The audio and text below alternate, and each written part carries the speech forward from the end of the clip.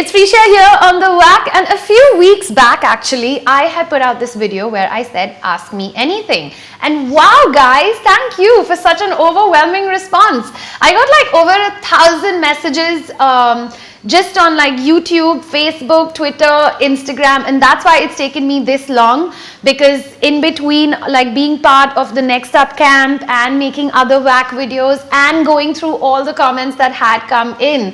Thank you, thank you, thank you. It did take me a little bit of time, but here it is. What I did is that I had to make the video private because questions just kept pouring in and I needed to put some kind of cutoff mark to it. That video is now live. So if I haven't answered your questions right now in this video, I have gone and answered each and every question in the comment section below. It took me 4.5 hours to do it the other day, but I did it because you guys took time out to write to me. So I have to take time out for y'all. Also, YouTube has come out with a really cool thing where if you are one of my top commenters and a nice commenter, then I can also make you a commenter moderator. You will find out if I have done that for you because you will get a notification from YouTube. So continue being nice, continue sharing all the knowledge and of course the positivity with everyone in the tribe, because very soon you could also be a moderator for The Whack. How awesome is that? So let's get into all the questions that we got for Ask Me Anything. So the most popular question that came in, of course, was how did I start whack? What made me start whack? How do I do my research? How do I put the videos together? Where do my ideas come from? And everything to do with the channel. And there's like a number of you, so I'm just going to take a couple of names that I could put down. There was Raju S, That Weird Guy, hi That Weird Guy, Ruben Jacob, Harsh Javeri, Arunish Paul, Ankit, Chatterbox, Everything You Need, Yash Kulkarni, Shivam, Vishal Gupta, Shah Patel, Mark Rohan, Manasvi, Promita, Tinu, Ashwin, Shreya, Mukherjee, Knowledge Fractal, Randomness Overload, and Shrihita. I think I pretty much got all you guys in there. So this is something that y'all wanted to know. Basically, I knew I wanted to start a YouTube channel, and I knew that the channel that I start needs to be extremely unique and different. It has to be something that doesn't really exist in India, at least. So I came up with the idea of having this channel, which is this great platform for sharing of knowledge, sharing of ideas, random facts, whatever it is that can exist, and obviously to do it in as much possible a fun way as possible. So that's how I decided to put whack together. It takes me a lot of time to put an episode together. That's why sometimes you just don't hear from me. I'm also very finicky, so if I sometimes like research a video, shoot the video, and I still think it's not working, I don't put it out there. So sometimes you guys think I've just disappeared. I haven't just disappeared. It's just that I'm also being really finicky about what I put out there for y'all. Research takes me at least 2 to 3 days. Then I sit and I script the entire thing.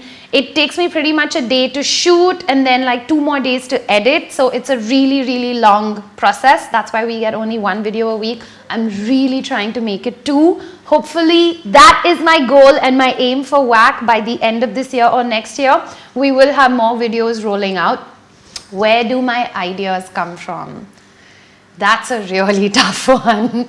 I'll literally just be on a plane, or I'll be walking on the road, or more importantly, I'll be engaged in conversation with someone and something will happen and it'll trigger something off in my head. A lot of times the things that I think of may not even translate into a great topic, because you think you've thought of something really great, and when you start researching it, you find that there really isn't anything there. And that's what I really wanted to do with whack. I wanted this to be the kind of place where you would find amazing conversation starters, amazing topics to talk about with your friends when you're out, you're hanging around, or you're at a party. I want you to be the cool person, the awesome person of your group that shares all this knowledge with everyone. So sometimes I think a lot of you have great expectations out of me, and for some reason y'all upvoted what is my ringtone. I have an iPhone, yeah, but my ringtone pretty much is a very boring ringtone. It's just like a plain normal Ting. Well, now you know. Ram Vijay wants to know your favorite hangover drink and which place do you like to hang out with and whom? My favorite hangover drink would probably have to be another drink. I think a Bloody Mary will always hit the spot, or a gin and tonic. But other than that, I love having this cucumber lemon mix, which I have every single morning. Not that it means that I'm hungover every morning, but for me, that's one of the best drinks that you can have. Which place do I like to hang out? There's a place called Den in Bandra. I love going over there and listening to music. And who do I like to hang out with? There's so many people. I have so many friends. I'm really lucky and fortunate that way. The next one is from Mihir Shetty, and this one is really close to home and to my heart. His question is that the small Parsi community, which has made a massive contribution to India, is dwindling rapidly. What do you think would be the most practical steps to reverse this? While in India it is dwindling very rapidly, we also need to acknowledge the fact that the community is also doing very well in other parts of the world. Very early, a lot of Parsis had moved to different parts, and today they're thriving in Australia, in America, in England, parts of Russia, very surprisingly, as well as some parts of Persia. Doing well, of course, is very relative with the rapid rate at which the population is increasing. But at the same time, I think what we also need to understand is that in the fabric of time and in history, many languages, many tribes, many species of animals have gotten extinct. And maybe that is just a sign of evolution. That is like the path, the evolutionary change that has to take place. So maybe even this is supposed to be part of a bigger picture. Change is inevitable. Change is something that we should not be afraid of. I hope that each and every one of us can still remember the Parsis for what they are, for their contributions and the wonderful culture that they also bring to this world. The next one comes from Dishpreet Singh Tur, and he has asked me who are the 3 people that I would love to slap. I also think that unfortunately we've reached this kind of stage in life and a fabric of humankind where we want to slap people if things are going wrong. Why not just maybe sit down and have a conversation with that person? Why not even just try and change their thinking or their frame of mind, or make them even aware of another kind of train of thought that actually exists? But if we did have to slap someone, because I am going to answer your question, I think I would want to slap all the haters, all the corrupt politicians, all the religious fanatics, and I'm just going to add in one more. I know you said only 3, but all the greedy billionaires who are hoarding all their wealth. Techie Faruqi wants to know the weirdest and the creepiest thing I have ever done in my life, and 2 dirty secrets. I'm going to think about whether I want to let you in on that. But the weirdest and the creepiest thing that I've ever done in my life is probably being put in a pit of 100 snakes on a TV show that I was on. And yeah, that was pretty weird and pretty creepy. The next one is from Avya G. And everybody knows that I travel a lot because of work with my travel shows that I do and all the shows that I host as well. So I guess this is why this question has come. And there's a lot of other people who also asked it. What is the best place you have ever been to? And why is that the best place? I've been to pretty much every corner of the world, and I know that there are some very extraordinary things that you get to see, but I'm going to have to say Ladakh.